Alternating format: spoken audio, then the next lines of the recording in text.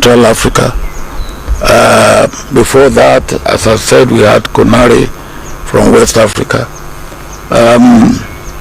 I believe it should be the turn of Eastern Africa or East Africa. And can we find such a person? I believe, yes, we can. But such a person should not be the candidate of his country. He should be the candidate of the region. And if the region can come together and put such a candidate forward, I believe that should be the way we should go. And that's the main point of my visit before I go to attend the AU meeting for the 17th and the 18th. And I have no doubt in my mind that my friend could easily be a viable candidate. But that, of course, is subject to the views, feelings, and, of course, the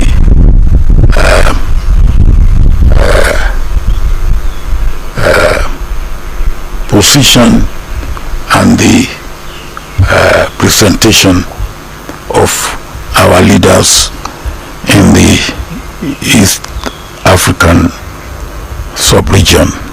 And then if the region puts a candidate forward, I believe the rest of the continent will go along with that. That's what I am consulting about. That's what I am working at, and I hope and pray that God will help us. Africa needs to stand up and stand up firmly. There's so much at stake in Africa today that we need to get it right. Thank you. Thank you, General. Ladies and gentlemen, I can only add that I have been consulting widely among friends. As the General said, he is one of my closest friends on the continent. And I intimated to him that if there should be interest, I will myself be keen to serve the continent of Africa. Mainly because as a Pan-Africanist, I believe strongly that Africa is playing in a league that it should not play. That Africa deserves better. Africa is we can say, the cradle of humanoid species. The first human who walked on this earth was an African. And Africa is also the cradle of human civilization.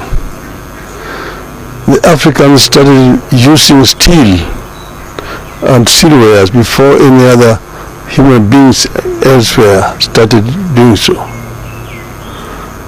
Africa is the richest continent on the planet Earth in terms of minerals and general raw materials.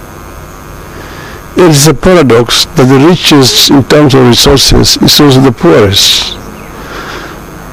This is something that we need to reverse.